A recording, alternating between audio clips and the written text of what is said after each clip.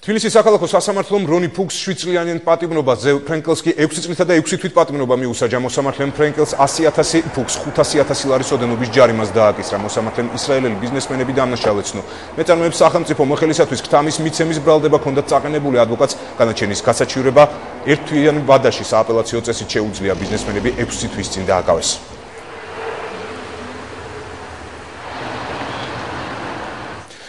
სპეციალური განცხადება დღეს პროკურატურაშიც გაკეთა ანტიკორუფციული საგამოძიებო ნაწილის უფროსის განცხადებით დაცვის მხარემ სასამართლო პროცესის დროს ვერ წარმოადგინა რონი ფუქსისა და ზევ ფრენკელის გამომართლებელი მტკიცებულებები. პროკურატურის განცხადებების შესახებ ელისო ჯარეაშვილი ისაუბრებს მოამბის პირდაპირ ეთერში. ელისო გისმენ კონკრეტულად რას აცხადებენ პროკურატურაში.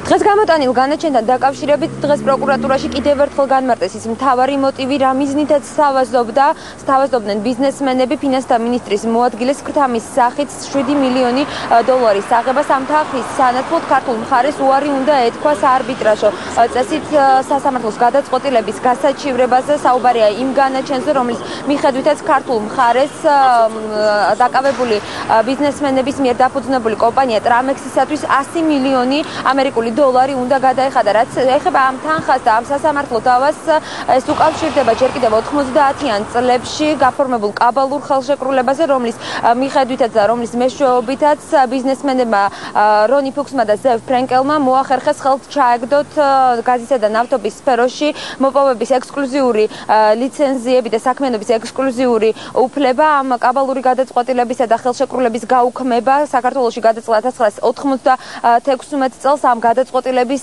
სასამართლოში გასაჩივრება კი ბიზნესმენებმა სცადეს და მოიგეს კიდეც სარჩელი. კომპანია ტრამექსის ხელმძღვანელები და წარმომადგენლები, ფუქსი, კარდასოპოლოსი და ფრენკელი, ეგრეთ წოდებული ინვესტორების სტატუსით საქართველოში გამოსდნენ გასული საუკუნის 90-იანი წლების დასაწყისში. იმ დროს, როცა ქვეყანას მართავდა სამხედრო საბჭო და ფაქტობრივად არ არსებობდა არც ერთი ლეგიტიმური სახელმწიფო ორგანო. თქვენთვის ძალიან კარგად არის ცნობილი იმჟამინონ ხელისუფლებაში არსებული კორუფციის დონე, რის გამოც ფუქსმა და ფრენკელმა ძალზე დიოლად მოახერხეს ცალკეული ოფიციალური პირების მოხდამა და უსასყიდლოდ, კიდევ ერთხელ ვიმეორებ, აბსოლუტურად უსასყიდლოდ დაეუფლნენ ქვეყნის გაზისა და ნავთობის ტრანსპორტირების ძირითად სტრატეგიულ ობიექტებს. არა მარტო არსებობს, არამედ მომავალში ასაშენებელსაც კი. მიუხედავად ამისა, ფუქსმა და ფრენკელმა ის მინიმალური სახელშეკრულებო ვალდებულებებიც არ შეასრულეს, რის გამოც მათთან ხელშეკრულება გაუქმდა. თუმცა საარბიტრაჟო სასამართლომ ამ გადაწყვეტილების გამო საქართველოს 100 მილიონი ამერიკული დოლარის გადახდა დააკისრა. მაგრამ ეს არ არის საბოლოო გადაწყვეტილება, რადგან საქართველოს მთავრობამ იგი გაასაჩივრა სააპელაციო წესით. სწორედ ამის შემდეგ ფუქსმა და ფრენკელმა მიმართეს მათთვის ძველ ხერხს და საქართველოს ფინანსთა მინისტრის მოადგილეს საარბიტრაჟო დავის შეწყვეტის სანაცვლოდ ჯერ ქალაქ თბილისში, შემდეგ სტამბოლში და ბოლოს ქალაქ ბათუმში ქთამის სახით შესთავაზეს საბოლოო ანგარიშით 7 მილიონი ამერიკული დოლარის გადახდა. საზოგადოებისთვის ცნობილია, რომ ფინანსთა მინისტრის მოადგილემ ამ შემოთავაზებაზე განცხადება გააკეთა პროკურატურაში, რის შემდეგაც ფრენკელი და ფუქსი დაკავებული იქნენ. დღეს დასრულდა მათი ბრალდების საქმის სამთვიანი სასამართლო განხილვა. ხაზგასმით მინდა აღვნიშნო და გითხრათ, რომ დაცვის მხარემ ვერ წარმოადგინა ბრალდების გამაბათილებელი ვერც ერთი მტკიცებულება, შესაბამისად სასამართლომ ფუქსი და ფრენკელი დამნაშავეცნო ქთამის მიცემის ბრალდებაში და განუსაზღვრა მათ სათანადო სასჯელები. კერძოდ ფუქს 7 წლის თავისუფლების საფრთხე და 500,000 ლარის ჯარიმის გადახდა, ხოლო ფრენკელს 6 წელნახევრი თავისუფლების საფრთხე და 100,000 ლარის ჯარიმის გადახდა. სასამართლოს ამ განაჩენის გასაჩივრებას აპირებს დაცვის მხარე. ჩვენ დღეს ვესაუბრეთ ბიზნესმენების ადვოკატს. მისი თქმით, დაცვის მხარე დაელოდება მოსამართლის განაჩენის სამოტივაციო ნაწილს, რომელიც ორ კვირაში გამოქვეყნდება და ამის შემდეგ მიიღებენ კონკრეტულ გადაწყვეტილებას, თუმცა არ არის გამორიცხული და ადვოკატი არ გამორიცხავს, რომ საქმე პირდაპირ სტრასბურგში წავიდეს. განაჩენის გასაჩივრების უფლება დაცვის მხარეს აქვს 1 თვის განმავლობაში, ასევე დღეს გამოტანილი განაჩენის მიხედვით ბრალდებულებს შესაძლებლობა ეძლევათ პრეზიდენტ შეწყალების თხოვნით მიმართონ. განაჩენი მოსალოდნელი იყო ამ შედეგით. მინდა ვთქვა, რომ როდესაც რონი ფუქსმა თავის საბოლოო სიტყვა გააკეთა, მან მიუთითა, რომ ის მოელოდა გამამტყუნებელ განაჩენს. ეხლა 2 კვირის ვადა აქვს მოსამართლეს იმისათვის, რომ მან განაჩენი დაწეროს სრული ტექსტით, რის შემდეგაც ჩვენ ჩაგვბარდება რა ეს გადაწყვეტილება, განაჩენი, მივიღებთ გადაწყვეტილებას მისი გასაჩივრების შესახებ. სასამართლოს დღევანდელ გადაწყვეტილებასთან დაკავშირებით კომენტარი გაკეთდა მართულ გუნდშიც უმრავლესობის ლიდერი აცხადებს, რომ არ აქვს მნიშვნელობა იქნება ეს საქართველოს თუ სხვა ქვეყნის მოქალაქე, იქნება ეს ბიზნესმენი თუ სხვა სფეროს წარმომადგენელი, როდესაც საუბარი ეხება ქვეყნისთვის ზიანის მიყენებას და ასევე ქრთამის მიცემას კანონის წინაშე ყველამ თანასწორად უნდა ააგოს პასუხი. კანონის წინაშე საქართველოში ყველა არის თანაბარი. იქნება ეს ჩვენი მოქალაქე, იქნება ეს უცხოელი თუ სხვა ბიზნესმენი, არ აქვს მნიშვნელობა როგორი კავშირები ექნება, რამდენი ფული ექნება, რამდენად დააფინანსებს სხვადასხვა საერთაშორისო პრესას მათ შორის და რამდენ სტატიებს შეუკვეთავს, მაინც ჩვენი კანონმდებლობის წინაშე ყველა იქნება თანაბარი და ადამიანი, რომელიც მოინდომებს, რომ ჯერ ქრთამით მოპოვებული დოკუმენტით სახელმწიფოს თანხები გამოსძალოს, ის თანხები, რომელიც პენსიებისთვის, ხელფასებისთვის უნდა დარიგდეს და მერე ეს გამოძალვა რო არ გამოუვა, კიდევ ერთხელ მოინდომებს ქრთამის გადახდას იმაში, რომ რამენაერად სახელმწიფოსგან თანხები ამოიღოს, ნამდვილად იმსახურებს იმას, რომ კანონის წინაშე სრული პასუხისმგებლობით იქნეს დასჯილი. მე შეგახსენებთ, რომ ისრაელის მოქალაქეები, ბიზნესმენები რონი ფუქსი და ზევ ფრენკელი სამართალდამცველებმა 2010 წლის ოქტომბერში კორუფციული გარიგების დროს დააკავეს. დიდი მადლობა ელისო ჯარიაშვილი საუბრობდა მოამბის პირდაპირ ეთერში. ისრაელელი ბიზნესმენები ქრთამის მიცემის მცდელობის გამო რამდენიმე თვის წინ ბათუმში აიყვანეს რონი ფუქსი და ზევ ფრენკელი ფინანსთა მინისტრის მოადგილეს ქრთამის სახით $7 მილიონ თავაზობდნენ. საანსულოდ კი ითხოვდნენ ქართულ მხარეს არ გაესაჩივრებინა ის გადაწყვეტილება, რომლის თანახმადაც საერთაშორისო საარბიტრაჟო სასამართლომ ფუქსის კომპანიის სასარგებლოდ საქართველოს $100 მილიონი გადახდა დააკისრა. საქმე ეხება 1991 წელს გაფორმებულ კორუფციულ გარიგებას, რომლის შედეგადაც გაურკვეველი წარმომავლობის კომპანია ტრამექს მაშინდელმა მთავრობამ გაზისა და ნავთობის მოპოვების, ასევე გადამუშავების ექსკლუზიური 30 წლიანი უფლება მისცა. 1995 წელს კომპანიას ეს უფლება ჩამოერთვა, ამის შემდეგ კი ტრამექსმა ლონდონის კერძო არბიტრაჟს მიმართა და პროცესი მოიგო. სახელმწიფოს კომპანიის სასარგებლოდ თანხის გადახდა დაიკისრა.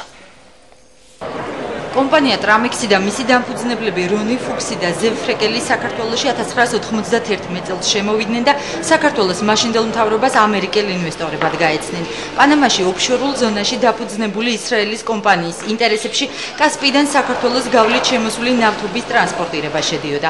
მაშინდელმა მინისტრთა კაბინეტმა ბესარიონ გუგუშვილის ხელმძღვანელობით გამოსცა დადგენილება, რის საფუძველზეც საქნავთობმა და ტრამექსმა 50%-იანი წილებით ერთობლივი კომპანია GTI დააარსეს, რომელსაც საქართველოში გაზისა და ნავთობის მოპოვების და გადამუშავების გენერალური ლიცენზია გადაეცა. დაკმაყოფილდა საქართველოს რესპუბლიკის მრეწველობის სამინისტროს თხოვნა და მიეცეს მას საწარმოო გაერთიანება საქნავთობისათვის მისი ტექნიკურ-ეკონომიკური განახლების ბაზაზე წარმოებული და რესპუბლიკის გარედან მის მიერ შემოტანილი ნედლეულის უცხოეთში რეალიზაციის გენერალური ლიცენზია 1991-95 წლებში უცხოური ინვესტიციების დაფარვის მიზნით ლიცენზიის გაცემის განახლების უფლებით ხელშეკრულების ვადის შესაბამისად. ტრამექსისთვის არც სახელმწიფოს და არც საქნავთობს საწესდებო კაპიტალის ინვესტირების ოდენობა და ზუსტი ვალდებულებები არ გაუწერია. ხელშეკრულება კომპანია ტრამექსის უცხოელმა ადვოკატებმა შეადგინეს, ქართულმა მხარემ კი ხელი ისე მოაწერა, რომ დეტალებს არ გაცნობია. როგორც აღმოჩნდა, კომპანიამ მართვის ექსკლუზიური უფლება სულ მცირე 30 წლით მოიპოვა, თანაც ისე რომ არც ერთი ვალდებულება არ აუღია. ერთობლივი საწარმო არ არის პასუხისმგებელი პარტნიორთა მოვალეობებზე, ვალებსა და ვალდებულებებზე. პარტნიორები პასუხს არ აგებენ ერთობლივი საწარმოს დავალიანებებსა და სავალო ვალდებულებებზე. ერთობლივ საწარმოს ექნება ერთადერთი ექსკლუზიური უფლება წარმოადგინოს საქართველოს რესპუბლიკა უცხოელ პირებთან ნავთობის, გაზის ან ენერგეტიკასთან დაკავშირებულ ნებისმიერ პროექტებში. ოფიციალური დოკუმენტაციით GTI-ის საქართველოში არანაირი ინვესტირება არ განუხორციელებია. მიუხედავად ამისა, 92 წლის 14 დეკემბერს მინისტრთა კაბინეტის გადაწყვეტილებით კომპანია GTI-ის ექსკლუზიური უფლება ტრანსნეფტის კუთვნილებაში არსებულ ლიცენზიებზეც გადასცეს. ხელშეკრულების დეტალებს ექს-პრემიერი თენგიზ სიგუა ვერ იხსენებს. ექს-პრემიერი დღეს არც იმ სქემაზე საუბრობდა, რის სანაცვლოდ გააფორმა სახელმწიფო სტრუქტურამ საეჭვო ფირმასთან სტრატეგიული ენერგომატარებლების შესახებ ხელშეკრულება. ეხლა მე ზუსტად 20 წლის წინ იყო და ასეთი ხელშეკრულებები გაფორმებულია 1-300 მაინც მერე წლების განმავლობაში ჩემ დროს, ჩემ პრემიერების, ამიტომ მე ზუსტად გავიხსენო ახლა ის, როდესაც მე არ მაქვს ხელთ გაფორმებული ვთქვათ იმ ფირმებს შორის გაფორმებული ხელშეკრულება გამიჭირდება, მაგრამ მე გამაფრთხილეს გამოცდილმა სპეციალისტებმა, რომ თქვენ ახლა ახალი სახელმწიფო ხართო ასეთ ისევ და ერიდეთო ექსკლუზივის გაცემას. იმიტომ რომ რა ტერმინი იხმარეს, იცით, ბევრი მიკი მაუსები ჩამოვლენ თქვენთან, რომ მიკი მაუსებს ეძახოდნენ სწორედ ამ, ქართულ ენაზე რო ვთქვათ, მოაფერისტო ფირმებს. უშუალოდ საქართველოს ხარიდან ფირმების მიერ შეიძლება ვინმეს გაეპარა და იყოს, მაგაზე მე კატეგორიულ ვარს ვერ ვეტყვი. GTI-ის სახელი მხოლოდ 5 წლის შემდეგ 96 წელს ამოტივტივდა, როდესაც სახელმწიფომ კომპანიას მილსადენების მშენებლობის და ექსპლუატაციის უფლება საქართველოს ნავთობის საერთაშორისო კორპორაციას გადასცა. ეგრეთ წოდებულმა ინვესტორებმა 93 წელს გაფორმებული ხელშეკრულება გამოაჩინეს, სადაც მათ ექსკლუზიური მართვის უფლება 30 წლით ჰქონდათ აღებული, რომლითაც ლონდონის არბიტრაჟს მიმართეს. ტრანსნეფტი გადაცემს GTI-ის მილსადენებს 30 წლით. შეთანხმება დაიწყო 1993 წლის 15 აპრილს და შეწყდება 2023 წლის 15 აპრილს შეთანხმების მიხედვით. როგორც აღმოჩნდა, 90-იანი წლების კანონმდებლობა სახელმწიფო საწარმოსა და კერძო კომპანიას შორის ამგვარი ხელშეკრულების გაფორმების საშუალებას არ იძლეოდა. რატომ არ გამოიძია მაშინ სახელმწიფომ ტრამექსის ხელშეკრულების იურიდიული საფუძველი, მაშინდელი მთავრობის წევრებს დღეს პასუხი არ ჰქონდათ. დიდი არაფერი არ ჰქონდათ, რაღაც ესე იგი ტერმინალი შეაკეთეს და რაღაც რამდენიმე პატარა სამუშაოები ჩაატარეს თვითონ აი ამ ტერმინალის მოწესრიგებისათვის და ეს ვერაფრით ვერ იქნებოდა 100 მილიონი კი არა 1 მილიონიც არ იქნებოდა. ტრამექსმა საქართველოს ლონდონის არბიტრაჟში სწორედ ამ ხელშეკრულების საფუძველზე უჩივლა და სარჩელიც მოიგო. არბიტრაჟმა საქართველოს 98 მილიონი ამერიკული დოლარის გადახდა დააკისრა კომპანიისთვის, რომელსაც საქართველოში ინვესტიცია არ განახორციელებია.